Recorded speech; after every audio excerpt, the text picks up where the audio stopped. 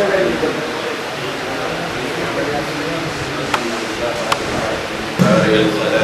أجمعين والصلاة والسلام على أشرف الأنبياء والمرسلين خاتم النبيين ورحمة للعالمين أبي القاسم محمد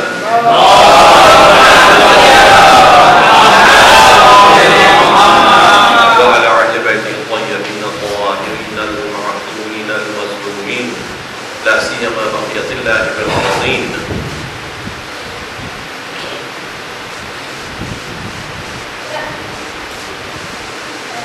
آج کے دور میں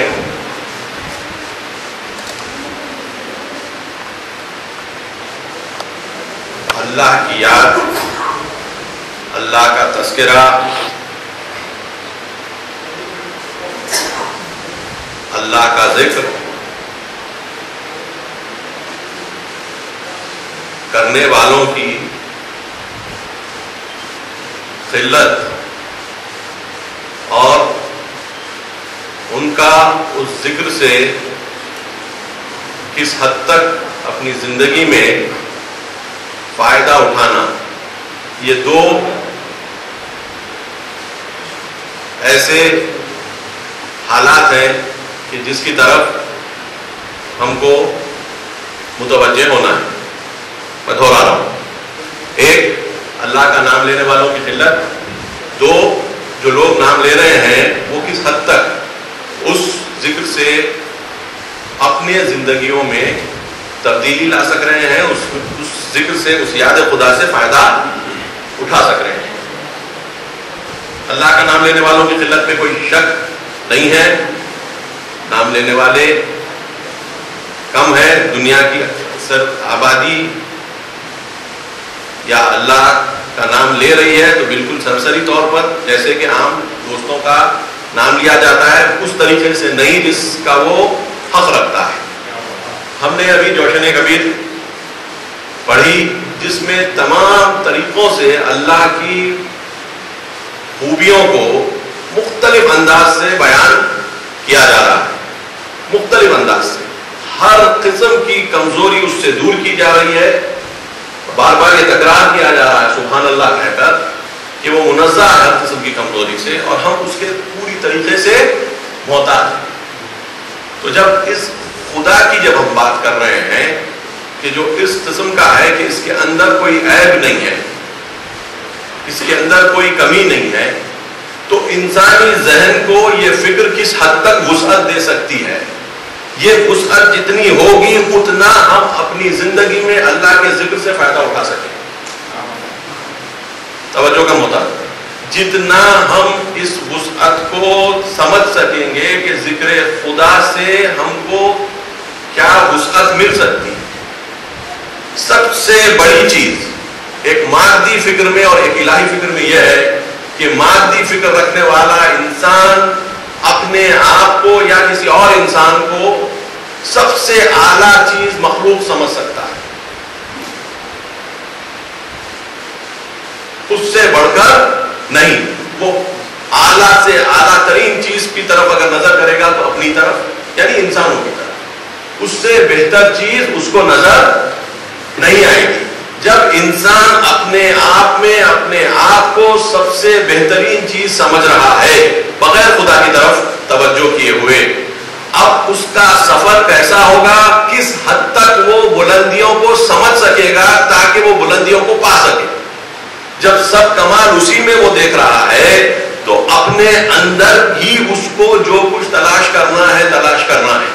اس کے پاس کوئی اور چیز نہیں ہے کہ جس کی خوبی کو سمجھ کر وہ خوبیوں کو وہ اپنے اندر لانے کی کوشش کر سکے.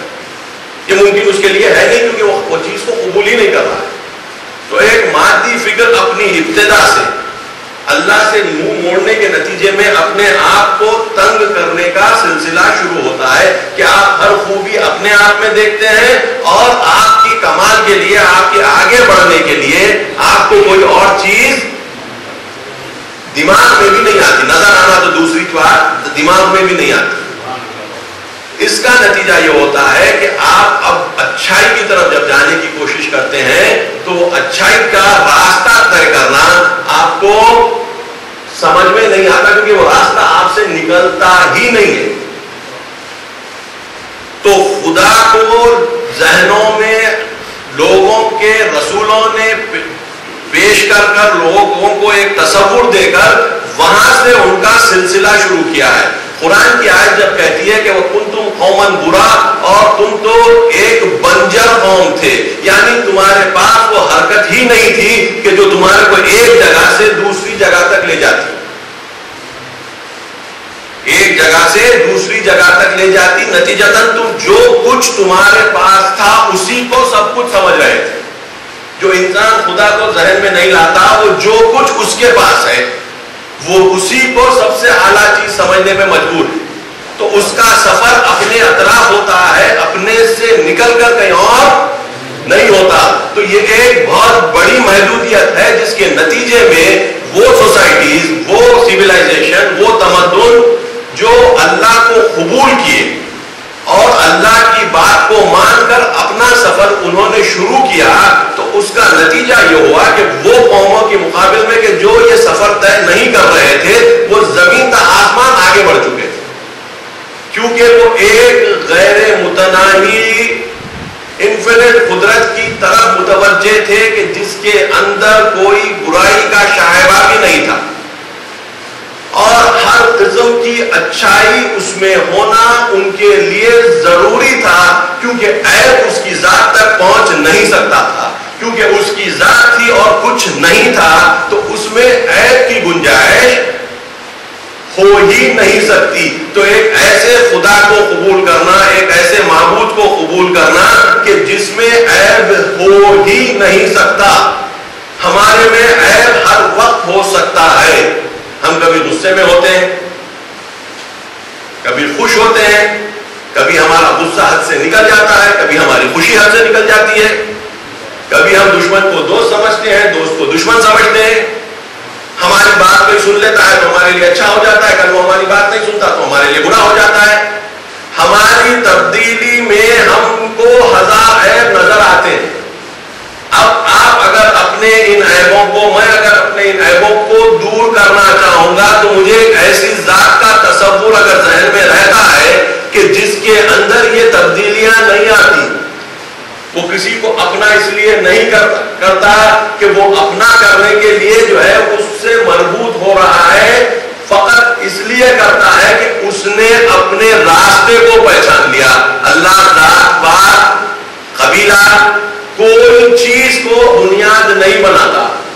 ان اکرمکم عند اللہ اتقاکم کی بنیاد یہی ہے کہ اللہ کے نزدیک تبدیلی فقط اور فقط تقوی کی بنیاد پر ہوگی. جتنا تقوی ہوگا اتنی قربت ہوگی، جتنا تقوی کم ہوگا اتنی قربت کم ہوگی، چاہے وہ کوئی بھی ہو،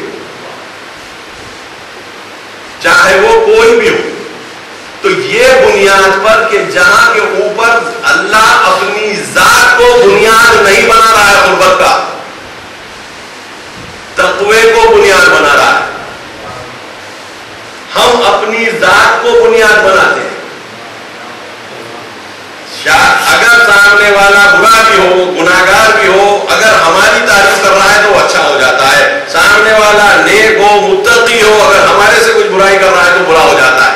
ہماری اچھائی اور برائی کی کسوٹی ذات پر ٹکی ہوئی ہے. اس کی اچھائی اور برائی کی کسوٹی اس کی ذات پر ٹکی ہوئی نہیں ہے، اور اس کی ذات پر ٹکنا بھی محال ہے، کیونکہ اگر اس کی ذات پر ٹک جائے تو پھر وہ عیب جس کی ہم بات کر رہے ہیں اس کی ذات میں وہ عیب نفوذ کر جائے گا، وہ عیب نفوذ کر جائے گا. اس عنوان سے، اسی عنوان سے اس کا ذکر اگر ہم کرتے ہیں، اس کی یاد اگر ہم کرتے ہیں، اس کو، اس یاد کو تقوی میں تبدیل کرنے پر نتیجہ نکلے گا. توجہ کا محتاج ہے. جب ہم اس کے ذکر کو تقوی کی شکل میں تبدیل کر دیں گے تب ہی اس کا نتیجہ نکلے گا، ورنہ فقط اللہ کا تذکرہ زبان سے نکل جانا ویل للمصلین بھی بن سکتا ہے. مصلی پر لعنت بھی ہو سکتی ہے اگر وہ سجدہ اس کا تبدیل بتقوی نہ ہو رہا ہو. اگر سجدہ تبدیل بتقوی ہو جائے اس کا نتیجہ اور بن جائے گا، نہیں ہوگا اس کا نتیجہ اور بن جائے گا. تو اگر ہم اللہ کی طرف متوجہ ہوتے ہیں، متوجہ ہونے کے بعد اس کی ذات کی پاکی کو بنیاد بنا کر اب ہم کوشش کرتے ہیں کہ تقلق باخلاق اللہ، کہ اپنے اخلاق میں اللہ کی طریقے پر تبدیلی لانا شروع کریں، اپنی ذات کو بنیاد نہ بنائیں، اپنی ذات کی تبدیل ہوتی ہوئی کیفیتوں پر کنٹرول کریں، غصے پر کنٹرول کریں، حسد پر کنٹرول کریں. کیوں؟ کیونکہ اس کے پاس یہ کچھ بھی نہیں، اس کے پاس یہ کچھ بھی نہیں ہے، اور ہم کو اس نے اپنی روح پھونک کر نفخت فیہ من روحی طلب کر رہا ہے کہ ہم اس کے اخلاق سیکھ لیں،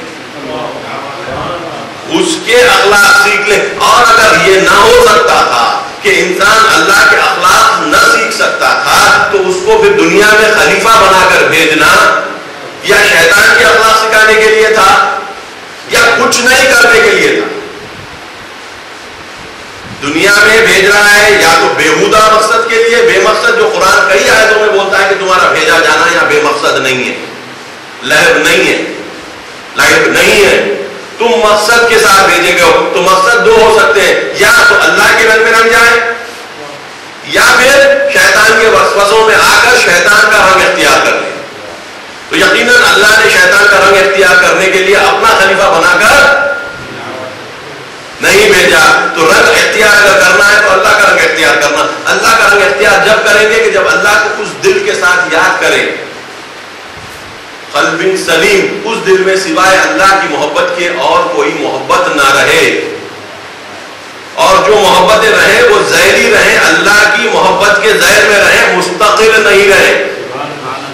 اگر مستقل کر رہے ہیں تو وہاں کے اوپر جو تمام خوبیاں ہیں جو ایک ذات سے نکل رہی ہیں اور وہ خلقت کے راستے ہم تک پہنچی ہیں. کائنات خلق کی گئی، دنیا بنائی گئی، دنیا میں انسانوں سے پہلے جن رہے، جانور رہے، پیڑ رہے، درخت رہے، جو انسان بعد میں ان کو استعمال کر کر اپنی غذا بنایا. یہ جب سب ہوا تو ہم بہت آخری میں پہنچے. اس کائنات میں ہم بہت آخری میں پہنچے. ہم سے پہلے ہزاروں لاکھوں قسم کی مخلوق کائنات میں تھی. آگے کا ہم نہیں بول سکتے، شاید رہے گی بھی. ہمارا مرحلہ یہ ہے کہ اب جب ہم یہاں پر آ گئے ہیں، اب ہمارے پاس کیا کیا راستے ہیں جو ہم اس دنیا میں رہتے ہوئے اختیار کر سکتے ہیں. ایک راستہ وہی جو اللہ والا راستہ ہے، اپنے مبدا کو، اپنی ابتدا کو پہچانے، کیونکہ ہمارا سلسلہ اپنی پیدائش سے شروع نہیں ہوتا، اللہ کے وجود سے شروع ہوتا ہے. کیونکہ اگر وہ وجود نہ ہوتا تو ہماری پیدائش بھی نہ ہوتی.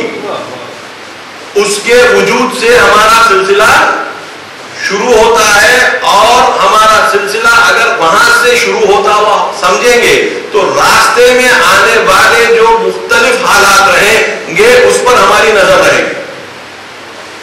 انسان سے پہلے فلاں تھے، جنوں کا اپنا ایک دور تھا، اس کے بعد انسان خلق کیے گئے، انسانی تمدن، انسانی سویلائزیشن میں مختلف موڑ آئے، اچھے بروں کے قصے قرآن اور دوسری آسمانی کتابیں بار بار اس کا ذکر ہمارے لیے کرتی ہیں کہ دیکھو فلاں کا یہ حال ہوا، فلاں کا یہ حال ہوا، فلاں یہ رہے، فلاں سچے تھے، فلاں جھوٹے تھے، فلاں کا ہم نے فلاں کو یہ کیا، فلاں کو یہ کیا، ان کو نعمتیں عطا کی، ان کو عذاب دیا. یہ سب چیزوں کو جب ہم سمجھ سکتے ہیں تو آج ہم یہاں پر رہ کر اپنا رول ڈیفائن کر سکتے ہیں. ہمارا خود کا کردار اس آج کی دور میں کیا رہے گا، یہ ہم کو سمجھ میں آنے لگے گا. مگر سلسلہ شروع ہوگا وہی اس پاکی کے ساتھ کہ جس سے ہم کو جڑنا ہے. اعتکاف ہو، رات کی عبادتیں ہوں، یہ پوری کی پوری اس مقصد سے جڑ جائے کہ جو ہم کو اللہ سے قریب تر کرنے کا سلسلہ ہو. وہاں سے پھر نتائج نکلنے لگے، وہاں سے نتائج نکلنے لگے. ہمارے لیے یہ بے انتہا ضروری ہے آج کے دور میں کہ ہم اس راستے کو طے کریں. اور قلت مومنین ایک، اور مومنین کا فائدہ اٹھانا اللہ کے ذکر سے دو. ابتدا میں نے یہ دو باتیں کہی تھی.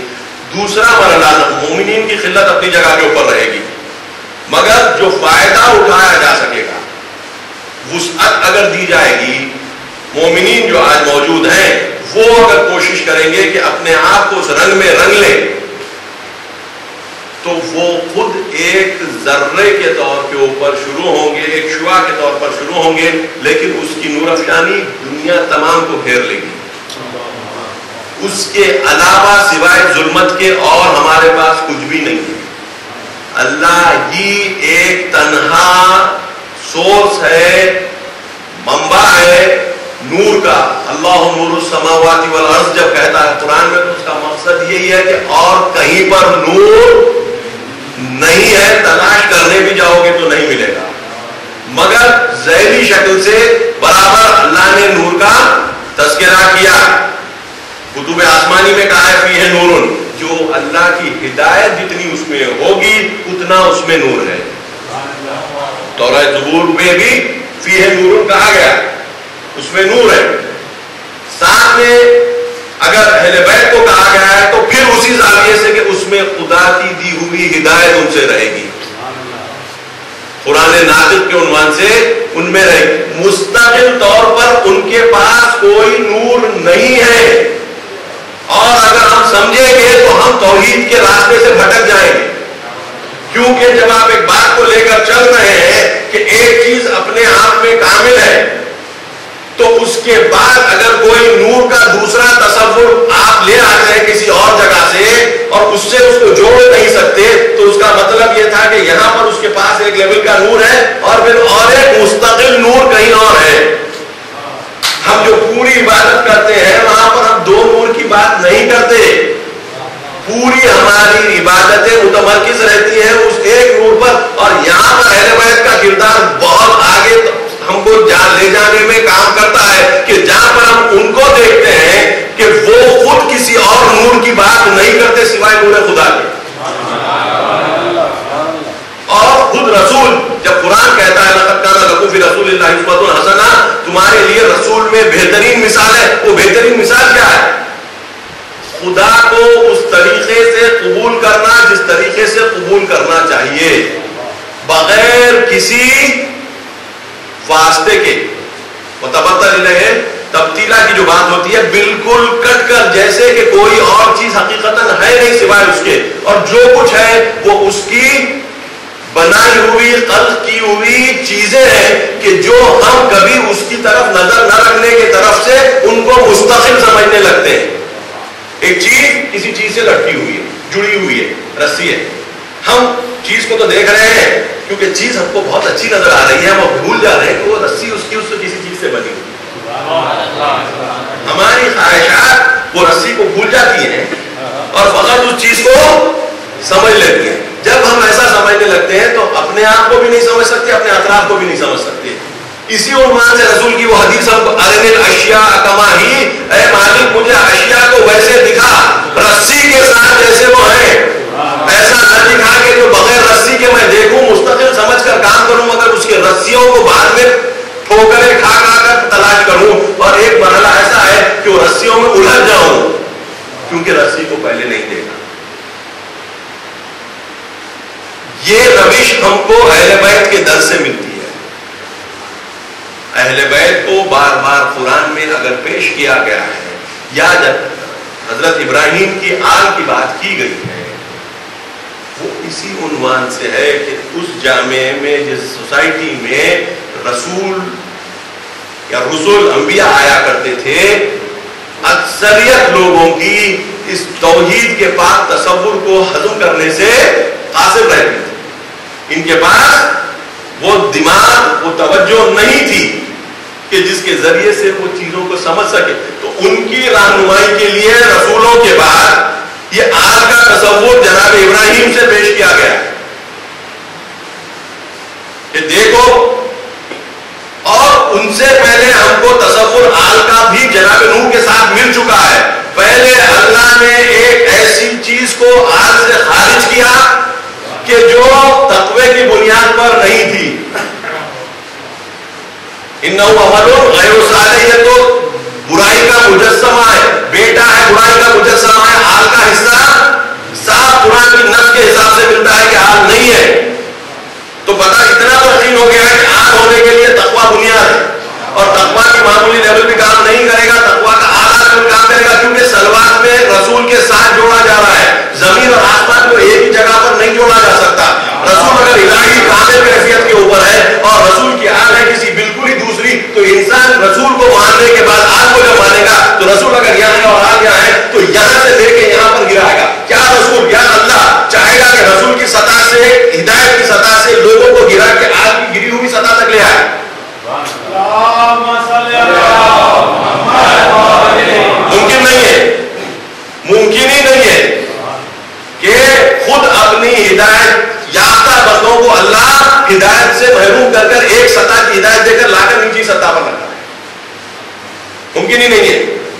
یہاں پر پتا چلتا ہے کہ سوسائٹی میں جب خدا کا تصور کمزور پڑتا جاتا ہے اور وہ کمزور شدہ تصور کو ہی خدا پر ایمان سمجھا جاتا ہے تو کوئی ایسے لیول کے لوگ رہنے چاہیے کہ جو اس لیول کو سمجھ سکے اور اپنی توانائی کے مطابق اس لیول کو سسٹین کرنے, اس کو مینٹین کرنے, اس کو باقی رکھنے کی پوری کوشش کرتے رہے.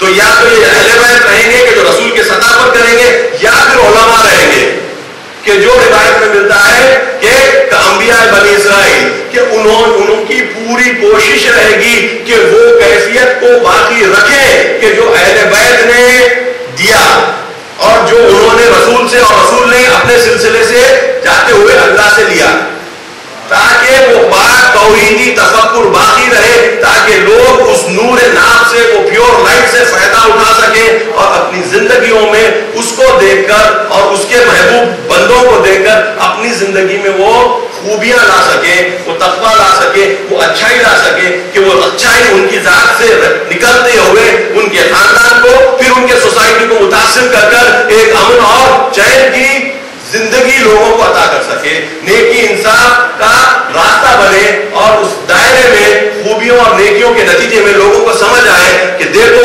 اللہ کو پیورلی ماننے کے نتیجے میں اس طریقے پہ جس طریقے پہ رسول اور آل رسول نے قبول کیا ہے, ایک ایسا معاشرہ تشکیل پا سکتا ہے کہ جس میں ظلم کم اور عدالت زیادہ ہوگی, کمزور کا ہاتھ زیادہ پکڑا جائے گا, کمزور کا ہاتھ کاٹا نہیں جائے گا, ظالم کے ہاتھ کو بند دیا جائے گا, ظالم کے ہاتھ کو تقویت نہیں ہوگی. اگر ظالم سے مظلوم کا حق لینا نہ ہوتا تو مولا فرماتے ہیں کہ مجھے اس خلافت سے کوئی ربط نہیں. مقصد کیا ہے کہ اللہ کی مرضی کے مطابق اگر کام چلتا رہے اور اللہ کی عبادت کے طریقے پر صحیح گامزن رہے تو سوسائٹی میں عدل و انصاف رہنا چاہیے. سوسائٹی کا سب سے کمزور فرد کو احساس کمزوری نہ ہونے پائے, اس کی عزت پر, اس کے مال پر کوئی نظر نہ رکھے. ہم تصور کرتے ہیں کہ کروڑ پتی لوگ لوٹے جاتے ہیں, یہ ہمارا خام تصور ہے. دنیا میں جو سب سے زیادہ لوٹا جاتا ہے وہ غریب ہے. آپ دیکھ لیجیے, کوئی اس کی طرف توجہ نہیں کروائے گا. کتنے لوگوں نے ٹاٹاس کو, برلاس کو لوٹ لیا ہے؟ کوئی کروڑ پتی لوٹنا جانتا ہے, لوٹنا نہیں جانتا, اور غریب لوٹنے سے بچنا نہیں جانتا. مگر اس بات کی طرف کوئی توجہ, ان کو اگر 6-7% انٹرسٹ پر لون ملتا ہے تو غریب کو 10% per month rate of interest پہ لینا پڑتا ہے اپنی ضرورت پوری کرنے. ان کو اپنی ترقی کے لیے 6-7% کے اوپر لون مل جائے گا اور غریب کو اپنی ضرورت کے لیے 10% پر منتھ پہ لون ملے گا, یعنی 120% سالانہ ہے یا نہیں ہے؟ کم سے کم بھی ملے گا تو 5% پر منتھ پہ ملے گا. مہینے کو 5-10 بن گیا 60%.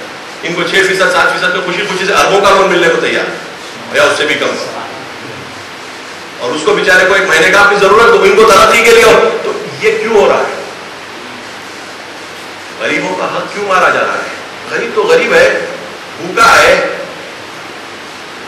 وہ اپنے آپ کو, اپنے گھر والوں کو نہیں پال سک رہا ہے, اپنی اولاد کو تربیت نہیں دے سک رہا ہے, اسکول کو نہیں بھیج سک رہا ہے, پھر بھی کیوں؟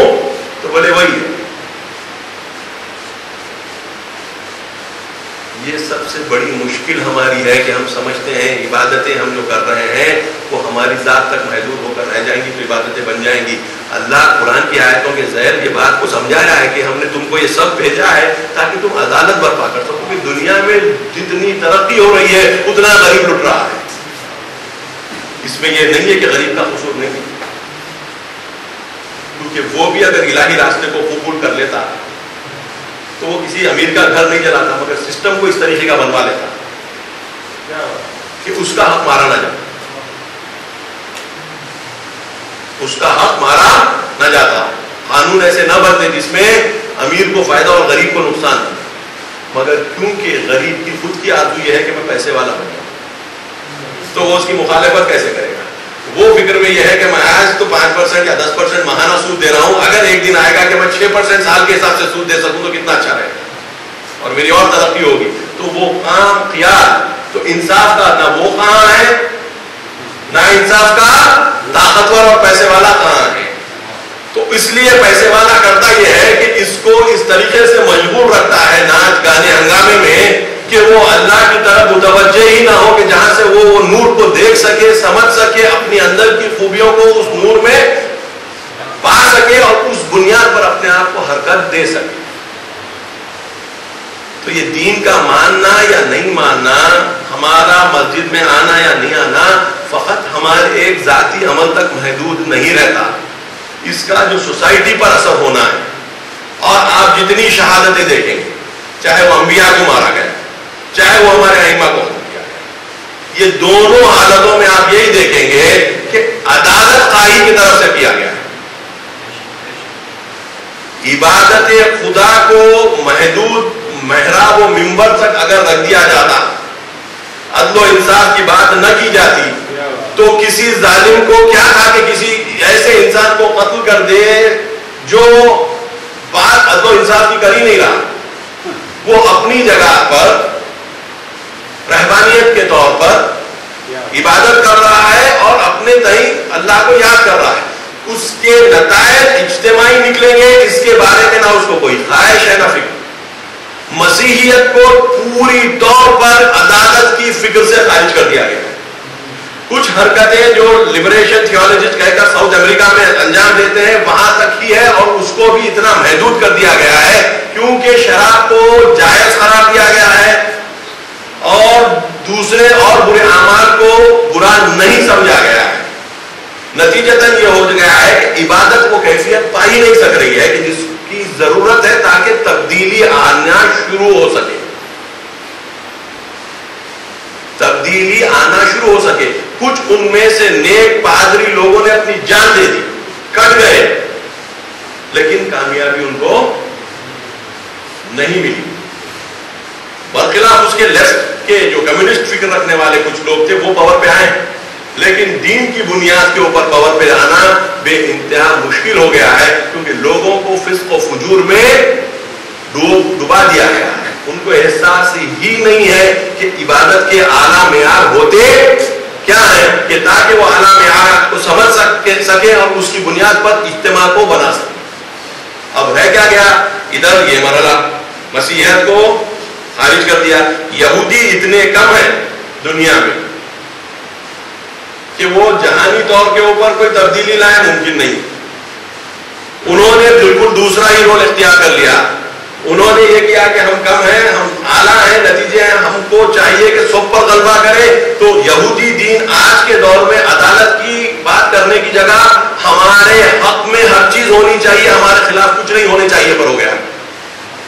تو ظلم کی معراج آپ اگر آج دیکھ رہے ہیں تو ایسے افکار سے مل رہی ہے کہ جو حقیقتاً ظلم کی بنیاد پر قائم نہیں ہوئے تھے. موسیٰ نے ظلم نہیں سکھایا، موسیٰ نے ظلم کے خلاف حرکت کی اور بنی اسرائیل کو نجات دی. آج بنی اسرائیل کی کیفیت کیا ہے؟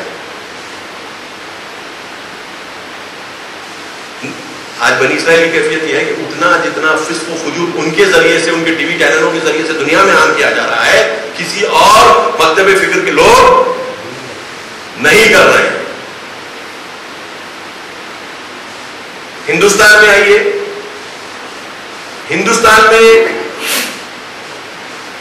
ہندوازم میں کئی قسم کے افکار ہیں جس میں توحیدی افکار کا بھی تذکرہ ہے اور بہت زیادہ تعداد میں آپ کو ایسی باتیں ملیں گی کہ جو توحید کی طرف صاف طور پر نشاندہی کر رہے ہیں.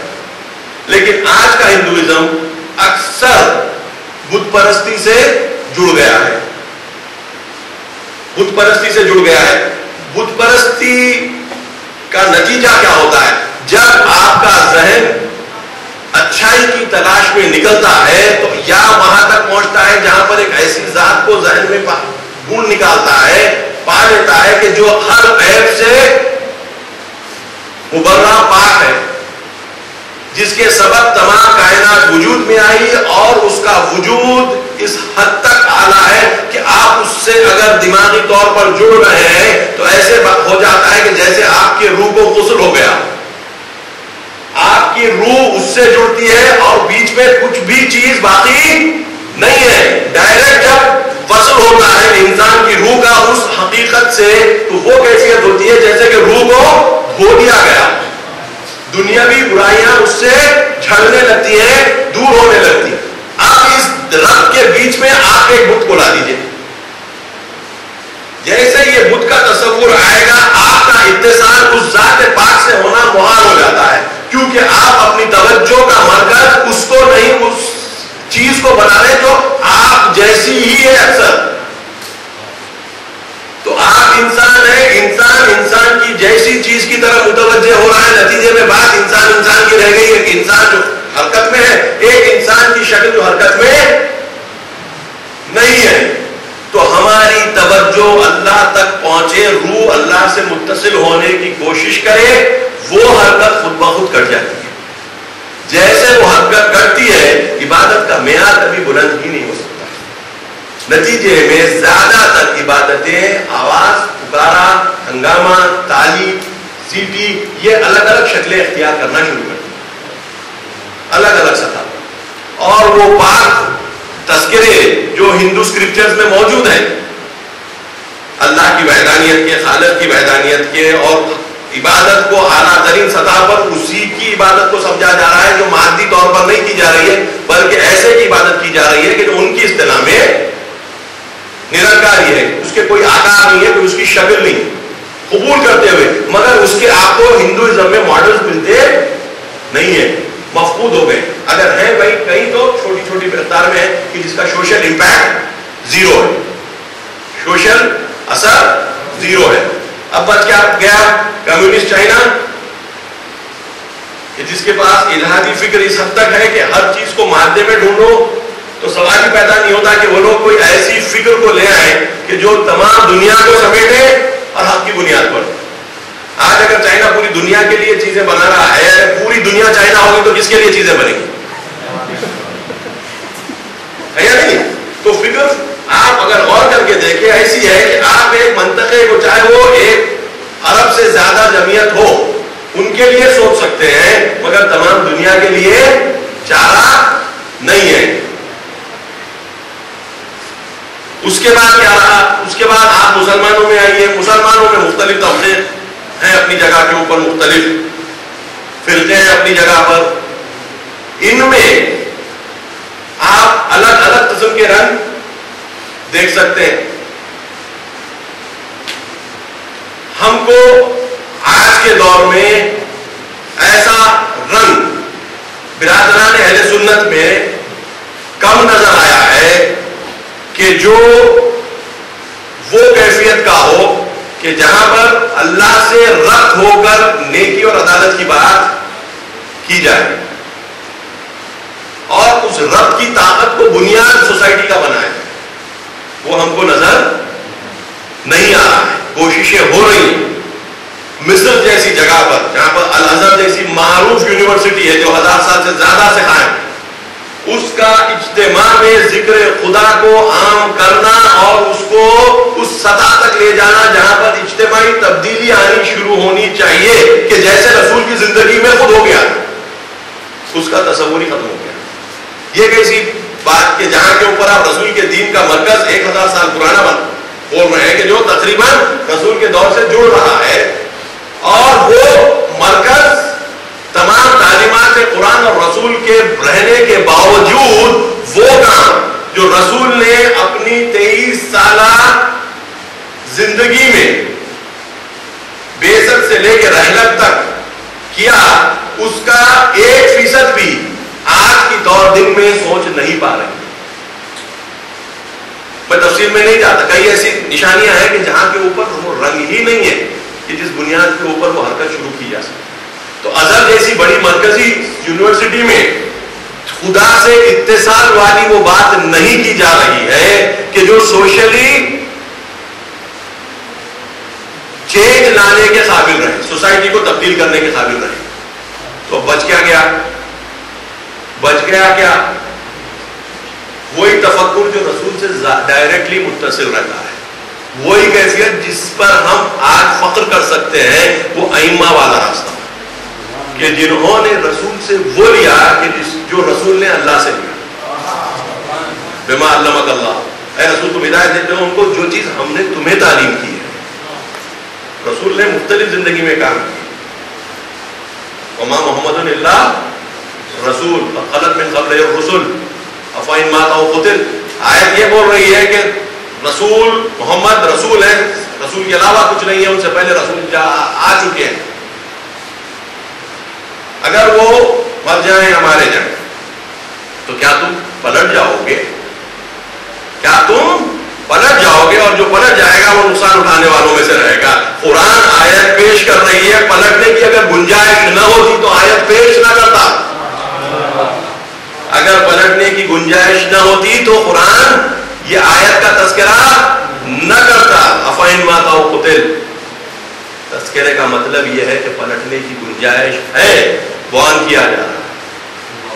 کون پلٹا, کیسے پلٹا, کیوں پلٹا, سبب کیا بنا, اجتماع بنا کیسا, سوسائٹیز بنی کیسی, بعد رسول تبدیلیاں کیسے آیا, وہ تبدیلیاں الہی تھیں یا دنیاوی تھیں, کس حد تک الہی تھی اس کے نتائج کیا ہوئے, کس حد تک دنیاوی تھی اس کے نتائج کیا ہوئے. کربلا ایک شاخص بن جاتا ہے کہ جہاں کے اوپر خلافت کا دعویٰ کرنے والا فرد رسول کے نواسے کو اس لیے شہید کر رہا ہے کہ رسول کی بات کر رہے ہیں. اگر امام حسین اپنی بات کرتے ہوتے اور شہید کیے جاتے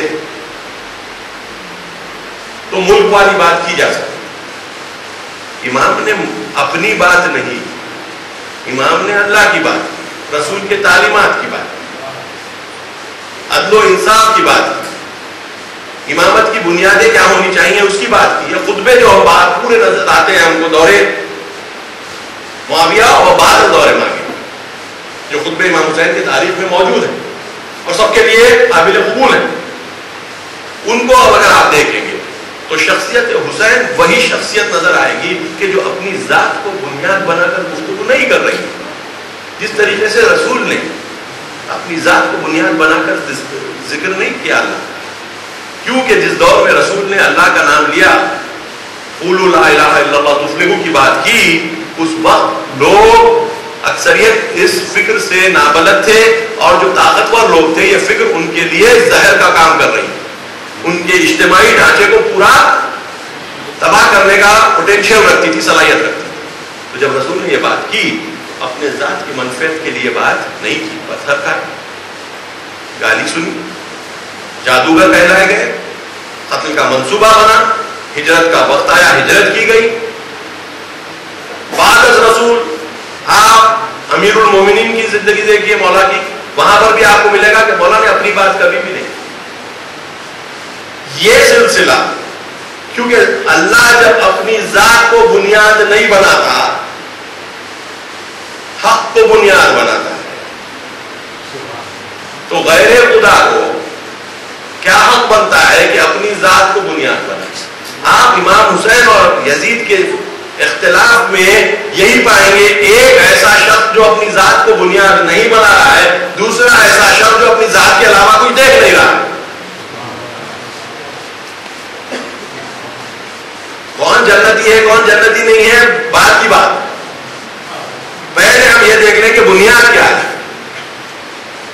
حسین اگر اپنی ذات کو بنیاد بناتے ہوتے تو اپنی ذات کی بقا کی پہلے پرواہ کرتے, اپنی اولاد کی بقا کی پرواہ کرتے, کیونکہ ذات امپورٹنٹ تھی تو پلاننگ بھی ویسی ہوا کرتی تھی. کیونکہ کاز امپورٹنٹ تھا, مقصد امپورٹنٹ تھا, تو ذات کو امپورٹنس نہیں دی. یہ چیز ہم اہل بیت کے در سے سیکھ سکتے ہیں. وہ پیورٹی, وہ اخلاق وہی ملتا ہے کہ جہاں کے اوپر وہی اخلاق جو رسول کے پاس تھا. حسین منی وانا من حسین کا تصور یہاں سے ہم کو لینا پڑے گا, ذات کو بنیاد. آج اگر ہم اپنی سوسائٹی وہ بنیادوں پر لے آئیں گے جہاں کے اوپر ذات کی بات نہ رہے, اصولوں کی بات رہے, تو آج ہماری سوسائٹی کیسی ہو جائے. اچھے اصول آسانی سمجھے جا سکتے ہیں, کمزور کو اس کا حق ملنا ہے. کتنے لوگ اختلاف کر سکتے ہیں, اس کو ایمان کی بھی ضرورت نہیں. کمزور کو اس کا حق ملنا چاہیے, جو بد نصیب ہے اس کو اپنا حق ملنا چاہیے, جو بیچارہ غریب ہے اور بیمار ہے, دوا موجود ہے, ڈاکٹر موجود ہے, اس کے پاس استطاعت نہیں ہے. اس کو اگر 10 دن میں علاج نہیں ملتا تو وہ ایسی کیفیت میں چلے جاتا ہے کہ اس کے بعد اس کو دوبارہ صحت کی طرف لایا نہیں جا سکتا. عام حالات میں صحت کی طرف لایا نہیں جا سکتا. مثال کے طور پہ ایک پوائنٹ پہ اس کی کڈنی فیل ہو جاتی ہے, 10 دن موقع ہے, اس 10 دن میں آپ کے کام نہیں کرتے ہیں تو اس کے کڈنیز شٹ ہو جاتے ہیں, جس کو بولتے ہیں بند ہو جاتے ہیں. اس کے بعد اس کی زندگی 10 سال بھی چل سکتی ہے, مگر ایسی زندگی ہوتی ہے کہ جو کتنی تکلیف کے ساتھ. سوسائٹی میں ایک نہیں, ایسے کئی واقعات ہر روز پیش آ سکتے ہیں جہاں پر علاج ہو سکتا ہے, درمان ہو سکتا ہے. موجودہ سسٹم میں دوا بھی ہے, دارو بھی ہے, درمان بھی ہے, ڈاکٹر بھی ہے, سب ہے, مگر اس آدمی کا, اس عورت کا, اس بچے کا اس مرکز سے جڑاؤ اس لیے نہیں ہو سکتا کہ ہم نے یہ حرکت دینے والے پیسے کو اسراف کی شکل میں تبدیل کر دیا. اسراف کی شکل میں تبدیل کر دیا. پیسے کو اڑانا اس لیے ہم کو صحیح نظر آنے لگا کیونکہ ہم یہ راستہ, یہ ربط دیکھنا بھول گئے. اگر ہم اپنی ذات سے توجہ ہٹا دیں تو یہ ربط ہم کو صاف نظر آنے لگا. ہم آج کی دنیا ذات پر توجہ کرنے والی دنیا کا, اپنی خوبصورتی دے, اپنے لباس کو دے, اپنی ہر وہ چیز کو دے. ٹھیک ہے دیکھو, مگر وہیں پر رک جاؤ کیونکہ اور پھر دیکھتے جاؤ. وہ انسان جو ایک مدت کے بعد جوان کے بعد پھر بڑھتے بڑھتے پیری کا سفر بہت جلدی طے کر لیتا ہے. وہ کب تک اپنے آپ کو دیکھے گا, وہ کب تک اپنے آپ کو دیکھے گا. اور ایسے نمونے نظر آتے ہیں وہ دیکھنے والوں کو کہ 70 سال کا سن سال میرے پلکیں جو ہے ذرا ڈھلک گئی ہیں, تھوڑا سا جو ہے وہ ہو گیا ہے. میں جب مسکرا رہا ہوں تو میں اس طریقے سے نہیں مسکرا رہا ہوں کہ جیسے آج سے 20 سال پہلے مسکرا. تو ڈاکٹروں نے وہ طریقے بنا لیے ہیں کہ آپ کی مسکراہٹ کو 20 سال پرانی مسکراہٹ کے جیسا تبدیل کر دیں. آپ کی آنکھیں جو ڈھل رہی ہیں ان کو ذرا اوپر چڑھا دیں, آپ کے گلوں کو اوپر ڈھکیل دیں, فیس لفٹ کہتے ہیں. یہ پورا آپ کو کر کے دے دیں گے, پیسہ خرچ ہوگا. لوگ ہزاروں کلومیٹر کا سفر طے کر جو ہے یہ سب چیزیں کرا رہے ہیں. کیوں کہ بولے ہمارے کو مسکرانا صحیح چاہیے, تاکہ لوگ جب ہم کو دیکھیں تو وہ مسکراہٹ جو پرانی والی ہے وہ مسکراہٹ ان کے سامنے. ٹھیک ہے, دنیا اس چیز کے لیے تیار بھی آپ کو کر رہی ہے, مگر جو چیز بھولی جا رہی ہے وہ انسان کی روح کی کیفیت ہے کہ جس کو نہیں دیکھنے کی طرف یہ تمام ظلم ہو رہا ہے. کوئی یہ کام کرا لیتا ہے تو کرا لے پہ اس پہ عیب نہیں ہے, مگر سوال یہ ہے کہ اگر ذات پر توجہ دینے لگتے ہیں پھر ذات سے ہٹ کر نہیں سکتے. ہماری عبادتیں ہماری توجہ کو اپنی ذات سے نکال کر اللہ کی طرف لانے کے لیے ہوتی. ہماری شبیداریاں یہ مقصد کے ساتھ, ہمارا ذکر یہ مقصد کے ساتھ. اگر یہ مقصد کے ساتھ نہیں ہو رہا ہے اور ذات کو ہماری عبادتیں خدا نہ خواستہ اور مضبوط کر رہی ہیں اور ہم عبادت کرنے کے بعد اپنی ذات کو موٹا اور مفخم دیکھ رہے ہیں کہ ہاں چلو آج ہم نے یہ کر لیا, آج ہم دوسروں سے عبادت کر کے زیادہ اچھے ہو گئے, تو پھر وہی چیز ہے جو انسان اپنے فیس لفٹ کرا کر حاصل کر رہا ہے. ہم اپنی روح لفٹ کرا کر وہی محسوس کر رہے ہیں کہ ہماری ذات جو ہے بہت اعلیٰ ہوگی. جب ہماری ذات اعلیٰ ہوگی تو ہر چیز ہماری ذات کی خدمت میں ہو. امام حسین کی طرح نہیں کہ ہم اس مقصد کی خدمت. مقصد کی خدمت وہی کر سکتا ہے کہ مقصد کو سمجھتا ہے. ایمان اسی کو کہتے ہیں. صلاتہم دائمون والی جب بات قرآن کہہ رہا ہے کہ وہ لوگ اپنے نماز میں دائم رہتے ہیں, دائم کا مطلب یہ ہے کہ اللہ سے ان کا ربط ہمیشہ بعد از نماز باقی رہتا ہے. وہ کیفیت ہم ان خصوصی ایام سے فائدہ اٹھاتے ہوئے لا سکتے ہیں کہ جہاں پہ اللہ کی رحمتیں اور بھی زیادہ کی جا سکتی ہیں اور ہوتی ہیں, تاکہ لوگ اس سے فائدہ اٹھا کر خیر من الف شہر کے عنوان سے فائدہ اٹھائیں اور وہ قربت اختیار کر سکیں جو اللہ تعالیٰ سے ممکن ہو سکتی ہے. ادھر سے کوئی کمی نہیں ہے, ادھر سے پوری کمی. یہ سب سے بڑا درس ہے جو اہل بیت نے اور انبیاء نے اور رسولوں نے ہم کو سکھایا. ذات سے بڑھے, ذات سے آگے بڑھ جائیں. اس وقت حقیقی معنی میں قوت کا تصور پیش آئے گا, انما المؤمنون اخوہ سمجھ میں آنے لگے گا اور سوسائٹی ہلکے ہلکے ادھر قدم بڑھانے لگے گی جو حد و انصاف کا راستہ ہوگا. اس دور تک کہ جو حقیقی منجی بشریت آ کر اس کو مولیت الارض و وہ عدلہ کرے گا کہ بھر دے گا زمین کو انصاف اور عدل سے. یہ مقصد حقیقی مقصد ہے، اور اللہ کا لاکھ لاکھ شکر ہے کہ ہمارے پاس وہ تعلیمات موجود ہیں اور ایسے لوگ بھی موجود ہیں، وہ ویسے علماء بھی موجود ہیں کہ جو اپنی جان کو دے دیا، انہوں نے اپنے اہداف کو قربان نہیں کیا. شہید صدر ایسے اور کئی میں کا نام لے رہا ہوں، ان لوگوں میں تھے کہ جو ذات پر نظر کرتے تو کبھی وہ قربانی نہیں، ان کی ذات سے اسلام کو فائدہ تھا، اس کے باوجود انہوں نے سمجھا کہ میری شہادت سے اسلام کو زیادہ فائدہ پہنچے گا، میرے ٹارچر ہونے کے نتیجے میں اسلام کو زیادہ فائدہ پہنچے گا، اور انہوں نے وہ شہادت دی اور اس کا نتیجہ نکلا. ایک جنریشن میں اس کا نتیجہ نکل گیا. حسین کی شہادت بھی اسی عنوان کی شہادت ہے. اگر آقا صدر نے شہادت دی تو وہی شہادت کو دیکھ کر دی، اپنی ذات میں انہوں نے یہ مفہوم جو پیدا کیا وہ اس شہادت کا نتیجہ ہے. حسین نے بھی جب اپنا خون دیا تو وہ سوچ کر دیا.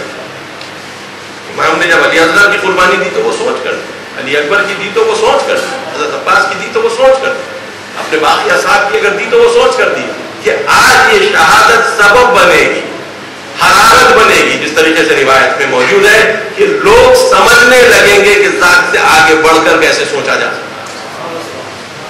یہ آسان کام نہیں ہے. خدا اس شب قدر کے مناسبت سے جو رحمتیں نازل کر رہا ہے، خدا ہم سب کو رحمتوں میں شامل کرے. ہمارے درمیان وہ بھائی چارہ کی وہ قوت بڑھے کہ جو اللہ کو دیکھنے کے نتیجے میں ایمان کے ذریعے سے بڑھتی ہے، اور ہم کو ایک کامن کاز میں آگے بڑھنے کی توفیق دے. ہم حد اقل اگر اپنی سوسائٹی میں ایک نیکی اور انصاف اور عدالت کا ایک ماحول بنا لیتے ہیں 10,000 لوگوں کے درمیان، 1 لاکھ لوگوں کے درمیان، تو یہ کیا خود کامیابی نہیں ہے اور یہ کیا خود حجت نہیں ہے دوسروں کے لیے کہ دیکھو اللہ رسول کا نام لے کر اہل بیت کے راستے پر چل کر ایک ایسی سوسائٹی آج کے دور میں اللہ کا نام لے کر بنائی جا سکتی ہے. بسم اللہ کے نام سے یہ کام ہو سکتا ہے. اگر یہ کام ہم انجام دیتے ہیں تو شاید ہم اس آیت کے مطابق تلک امۃ قد خلت لها ما کسبت ولکم ما کسبتم وما تسألون عما كانوا يعملون. وہ گزشتہ کی قومیں تھی جو کیا انہوں نے سو کیا، اب یہ تمہارا مرحلہ ہے، تم جو کرو گے تو تم کرو گے، اور تم کو گزشتہ قوموں کے بارے میں پوچھا نہیں جائے گا. لکم ما کسبتم، تم جو کسب کرو گے وہ تمہارا. آج کے ہمارے میں یہ موقع نہیں ہے کہ ہم اگر مل جل جاتے ہیں، ایک دوسرے کے قریب ہو جاتے ہیں تو آیا ہم وہ کام نہیں کر سکتے. سوسائٹی کو عدل و انصاف اور نیکی کی طرف اپنی سوسائٹی، کوئی ہندوستان کا قانون آپ کو یہ نہیں روکتا کہ آپ آپس میں اندر عدل و انصاف کی بنیاد پر عمل کریں. آپ اپنی سوسائٹی سے رجسٹر کیجئے، آپ ہاسپٹلز بنائیے، آپ سکولز بنائیے، گورنمنٹ آپ کو مدد کرے گی. پریشانی کس بات کی؟ کوئی روکنے والی حکومت ہوتی چائنا میں آ کے کام نہیں کر سکتی، آپ تو یہاں پر کر سکتے، پھر کیوں نہیں کر رہے ہیں؟ تو حجت بن سکتے ہیں، حجت بن نہیں رہے ہیں. اس کے معکوس اگر حجت بنیں گے تو پھر نتیجہ معکوس ہی نکلنے والا ہے. امید کر لینا اس بات کی کہ جو ہے ہم کو بہت اچھا کچھ ہو جائے گا، کیونکہ ہم سوچ رہے ہیں کہ ہمارے لیے اچھا ہو جائے گا. وہ تو بہت سے لوگ سوچتے ہیں کہ جو ہے ہم اچھے رہ سکتے ہیں، ہم کو اللہ نے یہاں پہ اچھا رکھا، قیامت کے دن بھی اچھا رکھے گا، قیامت کے دن بھی اچھا رکھے گا. تو یہ بنیاد نہیں ہے. یہاں پر اچھے رہنے کا مطلب قیامت کے دن اچھے رہنے. اصول، بنیاد، تقوی، نیکی، عدالت کی طرف حرکت، یہ سبب اگر ہماری ہر عبادتوں کا بنتا ہے اور ایک سوسائٹی ہم بنا لیتے ہیں تو ہم انشاءاللہ کامیابی کے راستے پر گامزن رہیں گے اور دوسروں کے لیے ایک راستہ بتلا سکیں گے کہ جس کے نتیجے میں ہم اپنا اس دنیا میں آنے کا سبب مقصد پورا کر سکیں گے. اللہ تعالیٰ اس رات کی برکت ہمیں یہ توفیق سب کو عطا فرمائے. الحمدللہ رب العالمین.